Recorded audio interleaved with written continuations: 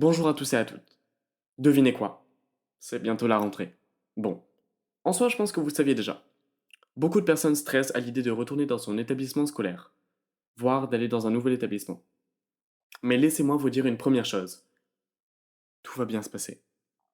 Tout au long de cet épisode, on va se préparer ensemble pour la rentrée de sorte à ce que dès le 1er septembre, et après, vous alliez en cours avec confiance.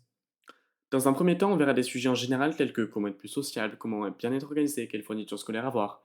Dans un second temps, je donnerai mes conseils pour l'entrée en chaque classe de la sixième à la terminale. Comment être plus sociable? Certains d'entre vous s'apprêtent à rentrer dans un établissement dans lequel ils n'ont jamais mis les pieds, et vont sûrement devoir sympathiser avec des gens qui ne connaissent pas, sous peine de finir seuls. Déjà, je vous propose de voir cette corvée, pour certains, comme un exercice. Dans un livre que je lisais récemment, elle expliquait que pour mieux se lancer dans certaines tâches, les rendre plus amusantes et ludiques aidait énormément. Alors ouvrez note dans votre téléphone, ou prenez un papier, vous inquiétez pas, je vous attends.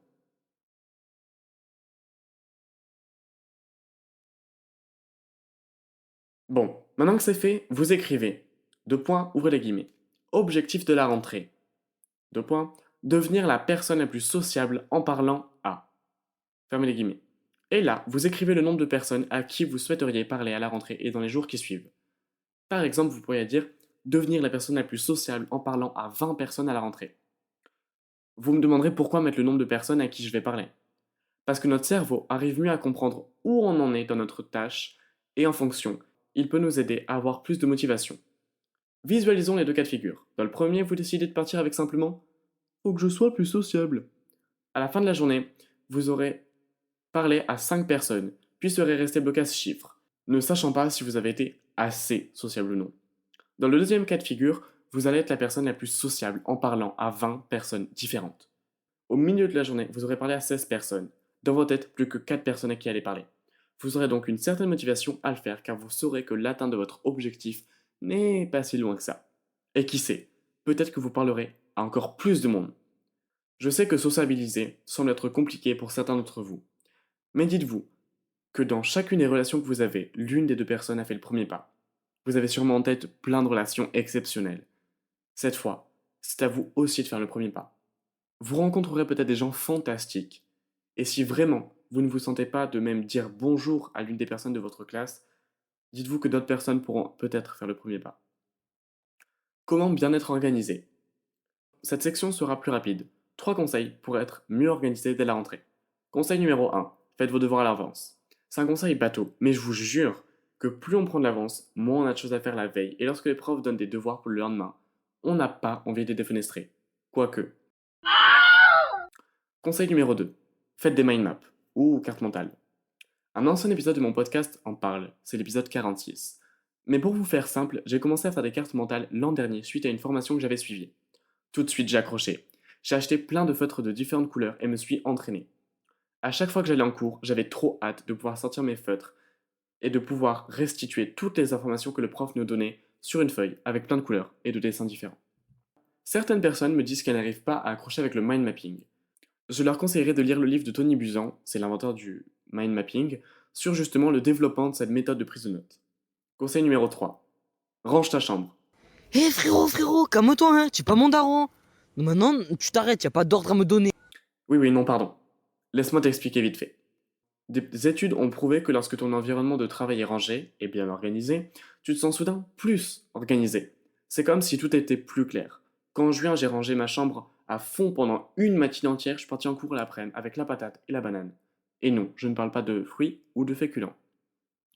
Quelle fourniture scolaire avoir? C'est quelque chose que je développerai plus sur YouTube, mais si je devais vous conseiller certaines affaires pour la rentrée, la première serait le trieur.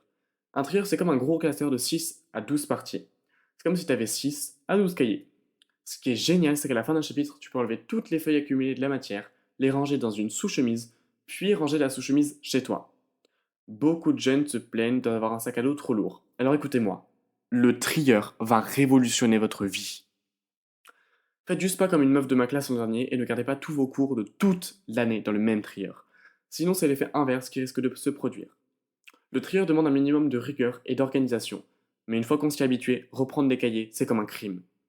Comme stylo, j'utilise un pilote friction. Comme ça, quand je me tronche, je peux gommer plutôt que de barrer ou mettre du blanco. Pour le reste des fournitures, je vous invite à aller checker mon compte YouTube Podcastins, Podcastins, pour regarder un peu tout comment je me suis préparé à la rentrée. Maintenant, mes rapides conseils en fonction des classes dans lesquelles tu vas entrer. Si tu entres en sixième, je te conseille d'un peu plus travailler le soir quand tu rentres chez toi. Si tes parents t'aident à faire tes devoirs, commence à les faire seul. Mais aussi, profite de cette première année de collège. Si tu entres en cinquième, retourne te coucher. Non, pour de vrai, la cinquième est la classe la plus simple que j'ai jamais faite. Je suivais jamais un cours. Dites-vous que je mangeais plus que ce que je n'écrivais de leçons. Et je m'en sortais avec 17 de moyenne générale. La quatrième, c'est l'année qui m'a mis une claque. C'est aussi l'année du Covid. Du coup, j'ai pu apprendre de mes erreurs en prenant du recul. En quatrième, je t'ai fait presque jamais. J'étais en retard pour les contrôles, je bavardais et j'avais dans les 14 de moyenne. Quand le Covid est arrivé, j'ai appris à mieux m'organiser, à travailler seul. Et c'est là que je suis devenu le type de personne qui travaille en permanence, sinon il s'ennuie. La troisième, c'est l'année du brevet. Ne stresse pas dès le début d'année pour ce petit examen. Vraiment petit. Apprends bien tes cours, révise et travaille avec les bonnes méthodes. Et quand le brevet approche, je te conseille de mettre en application tout ce que je dis dans ma playlist brevet sur TikTok. Autrement, profite. La seconde, c'est une année franchement simple. Sauf pour moi qui avais un DS toutes les semaines dans le lycée de fou dans lequel je suis. Si toi aussi ça t'arrive, on est ensemble.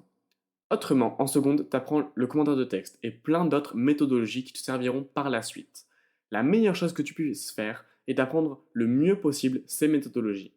La seconde, c'est aussi l'année où tu choisis tes spécialités. Alors commence ta réflexion le plus tôt possible pour savoir dans les temps ce que tu veux prendre comme spécialité. La première. La première, c'est justement la première année où c'est un peu toi qui as décidé des cours que tu souhaites le plus avoir. Alors, avant la rentrée, ce que j'ai fait personnellement, c'est de survoler rapidement le programme des specs que j'ai prises.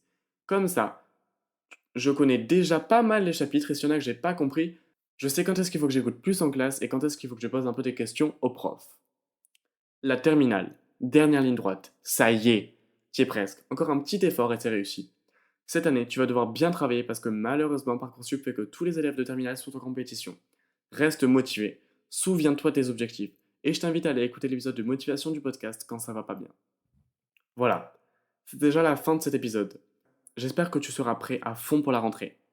En attendant, tu sais que tu peux me trouver sur quasiment tous les réseaux sociaux avec le username Podcastins, P-O-D-C-A-S-T-2-E-N-S. Sur TikTok, tu trouveras toutes les fiches que je poste, toutes les cartes mentales, les vidéos de motivation.